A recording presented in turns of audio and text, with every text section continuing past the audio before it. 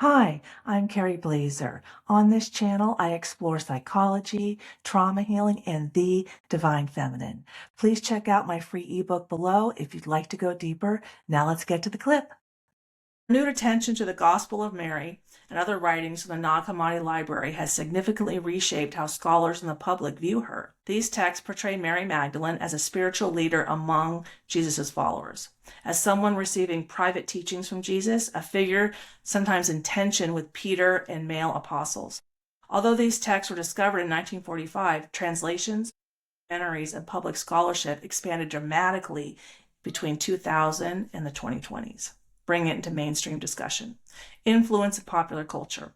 The Da Vinci Code, there was a movie, Mary Magdalene, so a reevaluation by Christian scholars. Many biblical scholars have re-examined the New Testament passages and concluded that earlier church tradition misrepresented Mary Magdalene. The Bible never calls her a prostitute. The Pope in the 6th century did. Okay, and in 2016, the Catholic Church made her the apostle to the apostles 1 year after I started healing from my childhood trauma, 1 year after I started recalling myself. Over the past 20 years, feminist theology and historical research have asked, what roles did women play in early Christianity? Were some female leaders later minimized as a church hierarchy formed? Mary Magdalene became the central figure in that investigation because she witnessed the crucifixion, right? But that's like a wife. She had the crucifixion, the empty tomb. She, announced the resurrection to the apostles. That's wife. Ooh, it's hard. It's hard. It's hard for me. Those roles are historically unusual for a woman in ancient texts. But they couldn't get her out of the text because she's everywhere, right? So they repressed her. We'll keep her, but she's just a follower. She's not his wife. Even though that's wife behavior. I'm a wife, I know. I was a wife, I know wife behavior. Outside academia, spiritual movements exploring divine feminine spirituality, to Jungian archetypes, Gnostic traditions, mystical Christianity, because Jungian archetypes, there's a Sophia archetype. His whole family was psychic. He was close to Einstein. This interest overlaps with thinkers influenced by Carl Jung, the Sophia archetype. So does anyone tie her to Kabbalistic Judaism? So Kabbalistic Judaism was created in the 15th, 16th century after the Sephardic Jews were exiled from Spain. It's a Sephardic Jewish tradition. And in Kabbalistic Judaism, they believe in divine feminine as equal to divine masculine. In Rabbinic Judaism, which most Ashkenazi Jews are, and the Orthodox Jews, they believe in one male Messiah, not the woman. Okay. So Mary Magdalene as a symbol of Shenikah, so the first week of the Jewish calendar is dedicated to the feminine, the Jewish New Year, that Shabbat Shuvah, the biggest day of self-reflection.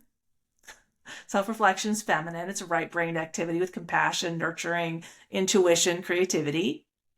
And then Day of Atonement, forgiveness, that's also the feminine. And on the Day of Atonement, it's the only day the top rabbi can go inside the temple in the most kind of inside room of the temple. When they go in, they have to go through a thin veil like the hymen, and that's where they get forgiveness.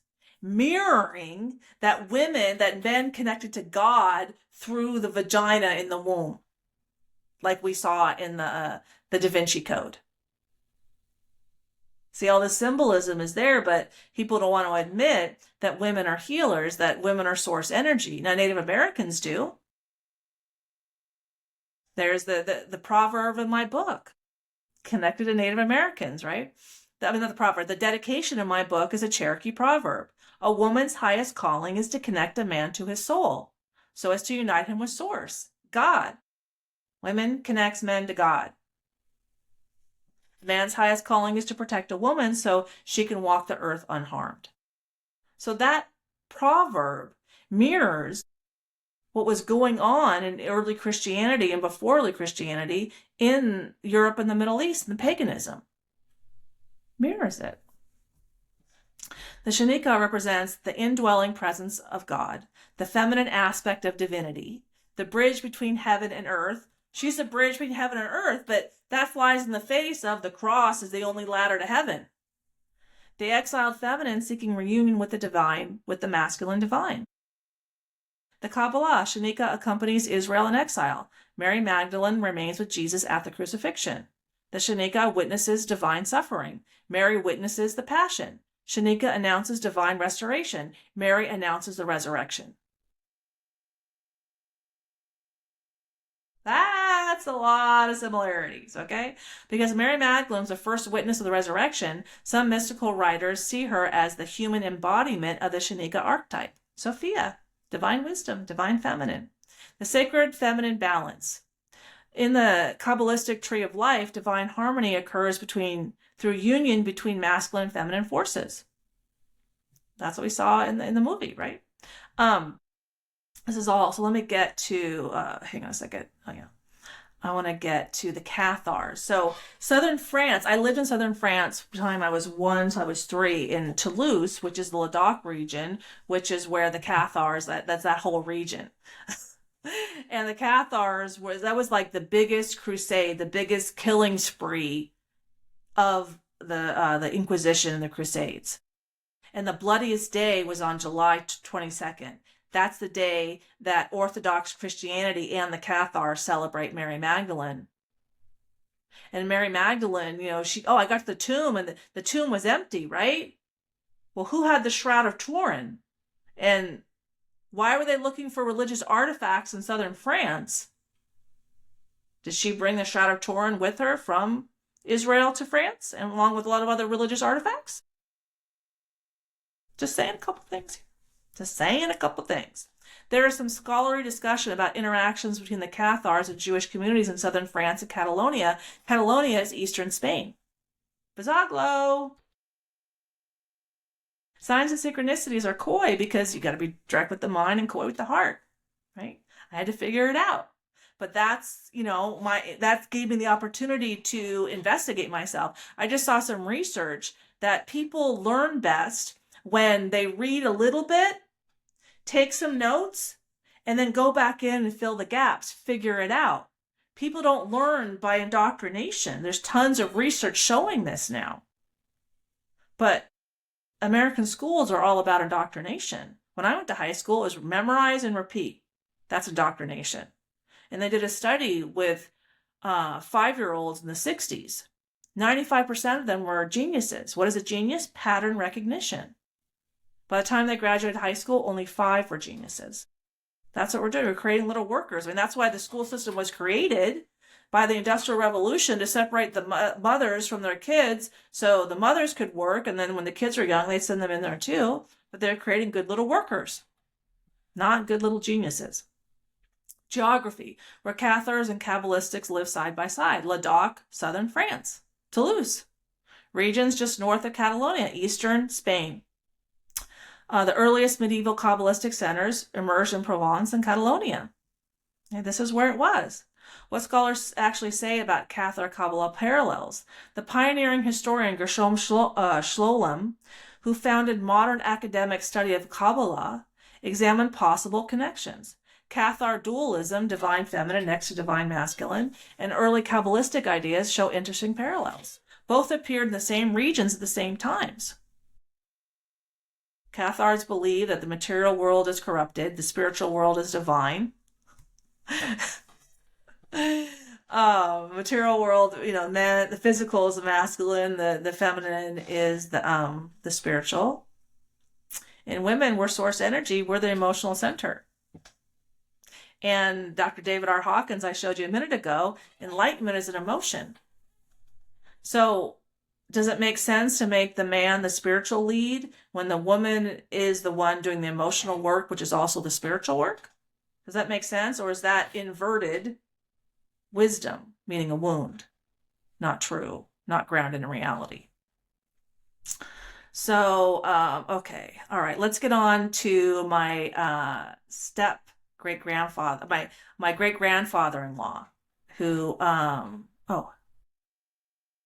this is how she arrived in France, and I got into all this, but this video is going on long enough. I want to get into a little bit about Shlomo Bazaglo.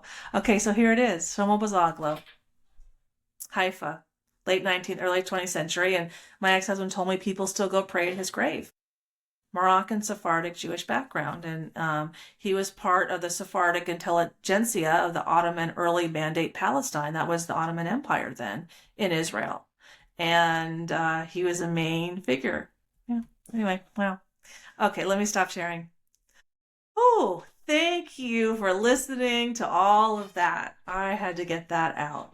So, I hope you explore my free ebook, help you learn how to transform your emotional wounds into personal wisdom. And that is my main goal. I'm just sharing more of myself, and which helps me, and I hope that it helps you. I also have you go to my YouTube channel. There's a pinned meditation and shamanic drumming video that will really help you. And it will help you open your heart to yourself.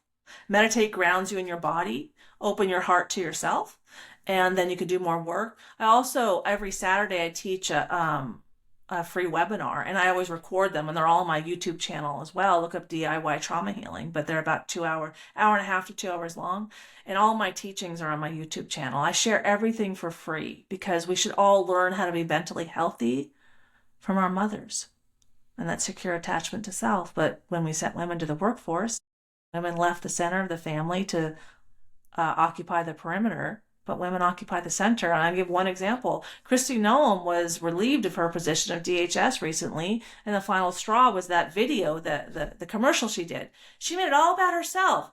Okay, women are the center, not the lead. So why are we surprised that she's acting like the center and not the lead?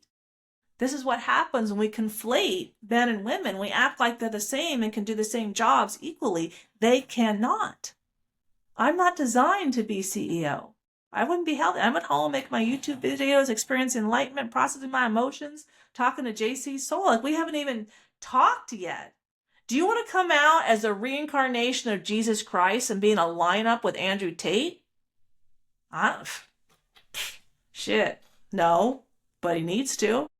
Why was it necessary for Jesus to be crucified in front of his pregnant wife to see and understand himself? What was Jesus doing? He was interacting with all the top tier men who had multiple women. Kings had multiple women then. Makes sense, right? Makes sense. Okay. Please like and subscribe. Take care. Bye. If this resonated with you, please consider subscribing for more conversations about psychology, healing, and the divine feminine, and pick up a free copy of my ebook below. Take care.